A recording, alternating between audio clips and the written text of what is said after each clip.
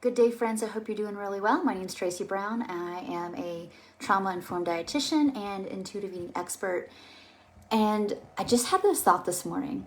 What does life look like when you stop body bashing, shaming your body, or even yourself for the circumstances you're in? And I thought I would just kind of talk about or make a little list of some things that I see people grow into or transform into or make a decision into.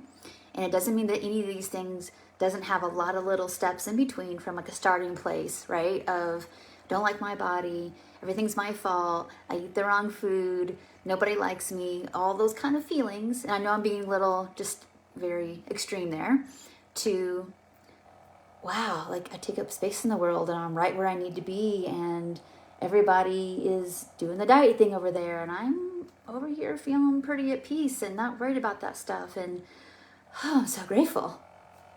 There's a wide gap, right?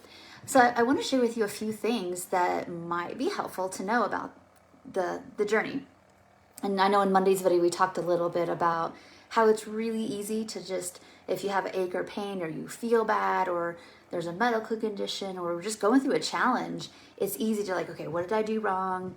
I need to do something really extreme right now, which is to cut out all the foods or to have an extreme exercise routine. Or if I exercise one day, then it has to be perfect like that the next day. And if I do this, more is better, all that stuff. That's the conditioning of diet culture. So it's not your fault that you might feel that way. But instead, I want to talk a little bit more about, well, what could it look like if he feels different? And let me just give you a few examples. So I'll lump myself in this in some kind of way, an amalgam of all kinds of people that have taken on the mantle to just be different in this world. And some of the ways it looks like is that we can know a little bit about nutrition, but we don't take it seriously to the point where it's the end all be all of to fix every health condition. Because the truth is that if you are feeling bad, you can tweak your food a bit and maybe get some relief, but the food isn't, at the end of the day, the thing's causing the problem. Food is inherently kind of neutral or if not helpful. But if we've already got some dis-ease happening in our system and struggles with nervative functioning, anything can be a trigger. So it's more about like, okay, for right now, this change might manage some of my symptoms, but I still got to really push forward to maybe a deeper level of management, and it may not be about the food. So being able to like really see things big picture is something that people just strive to do, and get out of that conditioning, right? Same thing with movement. Some days are going to be days where it's like, this is a good energy day and I can do something I want to do and push it a little bit. And then some days it's like, yeah, that's not happening. Not going to happen. Another thing that I see a lot of people do is really just burn the bridge. Burn the bridge of thinking like, you know what, I'm not going to talk about myself as if I'm a flawed design ever again. Done with that. And every time they have those little thoughts, it's like, no, we're not doing that right now. That's not my value or belief system, regardless if that's how I was raised or what I'm supposed to believe in. I just don't, because it's just caused pain, period.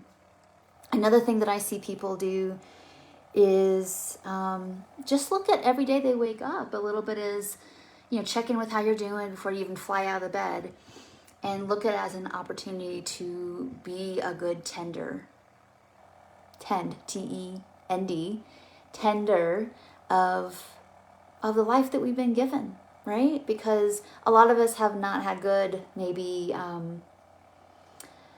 nurturing, co-regulatory parenting experiences, and a lot of our adult lives we're learning kind of how to install this like truthful, loving, good parent inside of us to be able to tend to the things and not be neglectful or abandoning and all that. And I think that's one of the biggest predictors of I guess growth and recovery, is this just willingness to like, that really stunk what I did, the way things went down, or what I didn't get, and I'm here for this now.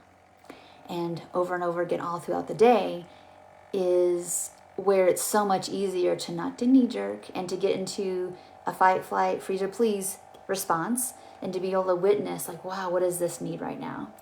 Well, this is really big and buzzy right now.